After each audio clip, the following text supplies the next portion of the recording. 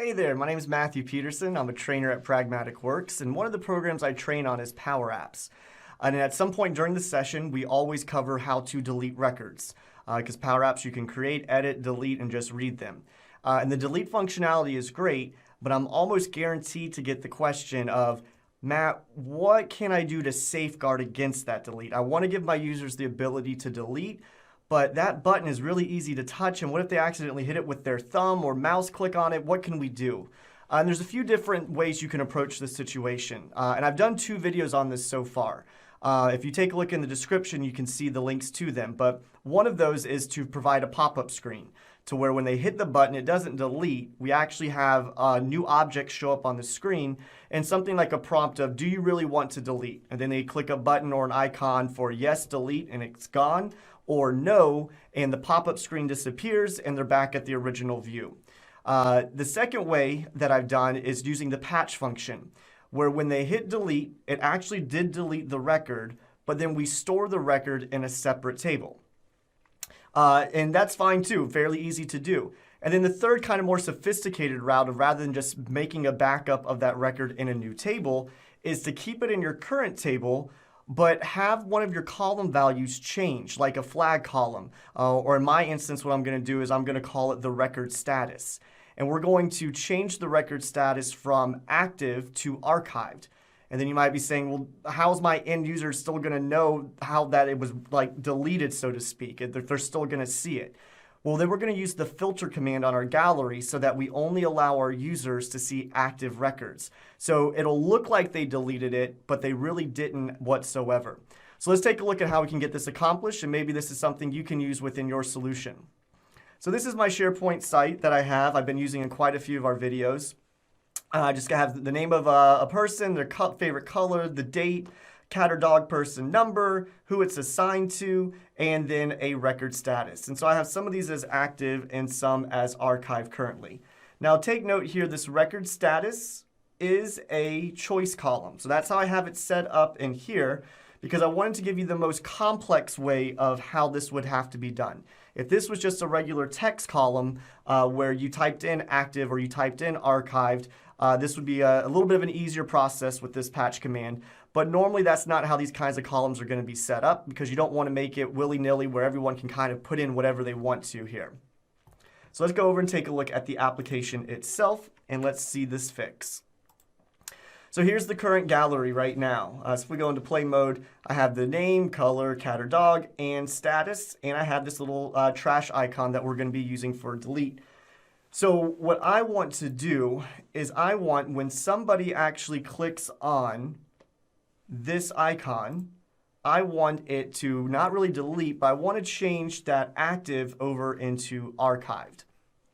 And how can we accomplish this? So what we're going to come up to do is we're going to go to the onSelect property here of our icon. And we're going to use our patch command. And so we're going to start off with just patch. And patch says the first thing you need to give it is the data source. And so I have this aptly named my SharePoint list called patch records. So we're going to put this in our patch records. And then the next thing, we hit the comma. It says what record. Now, if I were to use the function defaults, which is what I used in the backup where you delete it from one table, but you then put a new record in the second table, I used the defaults because I actually wanted to create a brand new record. But when you want to update a record, you have to give it the record that you want updated. And because I'm in a gallery, this makes it really simple. I can just use the function this item, because this item is a record, and it'll know exactly what record because we're in the gallery, which has our row identifiers here. Now what we're going to move to is we're going to hit our comma, and now we move to what the update is. And when you do an update, the very first thing you do is you start off with curly braces. And after the curly braces, this now allows you to pick any column that you want to do an update to. And so for ours, we're trying to do the record status. So we're going to come on over and hit the record status. Now, normally at this point, you would just put in the new value that you wanted. So for example, active, I want it changed over to archived. We would type that in and put it around, and then we would close it off. However, we're getting error messages here. And why this is because of the actual column then in question. as I showed you earlier, record status was a choice column. So when it's a choice column, it's actually expecting a record value to be returned, not a text value, because if it's wrapped in strings, that means it's our text value, that it could be anything we want it to. But this is a choice column, and we're only limited to 2 options here. So because they're saying that we are expecting a record to be returned, we can use a little bit of thinking here. And we just talked about how when we're trying to create a record, we actually use curly braces. So we're actually going to come here and use another set of curly braces. It's kind of like you're putting a record within a record because it's that choice column. So again, let's take a look at what we can do. So I'm going to come over, get rid of that. And now because it's expecting a record, I'm going to put in our curly braces. And now choice columns, the way the records are, they're stored as values. So we're going to give it value. That is basically like the back end column name that we have. And now I can actually type in what I want that value to be. Now I can go with my double quotes and say archived. And then we'll close that off with a curly brace, close it off with another curly brace because that gets rid of the first one, and finally our parentheses. And it likes it. Let's see if this actually works. So we're going to come over here, hit our play button. We'll take Florence at the top.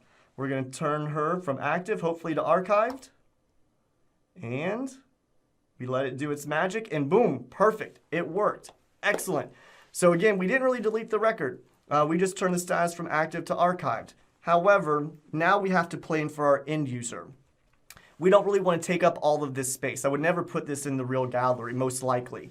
What I would do is I would get rid of this text label that says the status, and I would just filter this gallery down based on only seeing active records. So that way when the person hits the delete button, they think they deleted it, but we know in the background we actually have kept that record and just changed the value. So let's see how we can do a filter on this gallery. So I've got the whole gallery selected here, and we're going to go to the items property for the gallery itself. So we're going to come on down, take our items, which is currently all of the patch records. And now we're just going to put a filter command in front. So we're going to say, let's take this gallery and we're going to filter it. So what's the source? The source is patch records. And then we say the test. What column are we looking for a match on of a certain value? So I want to go back to that record status. There it is. So record status. And I only want to return the rows of data if the record status is equal to active. But again, here's where we get back into the scenario of that special record status column. Because it is a choice column, I can't just start off with record status because it's an actual record in the background. So we're going to go record status dot value, and that's only because it is a choice column. Same thing would be if like you were using people pickers, etc. So we're going to go record status dot value is equal to active. And then we'll close that off with the parentheses. And if all is right in the world, we'll come back over.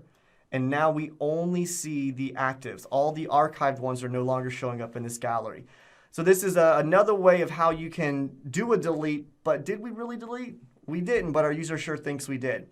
So I hope you enjoyed this video. Please like, subscribe, comment below. Let me know what you want to see. Also, if you're interested in any formal training, take a look below in the description for a 20% off coupon for any of our on-demand learning training here at Pragmatic Works, or for any in-live training as well.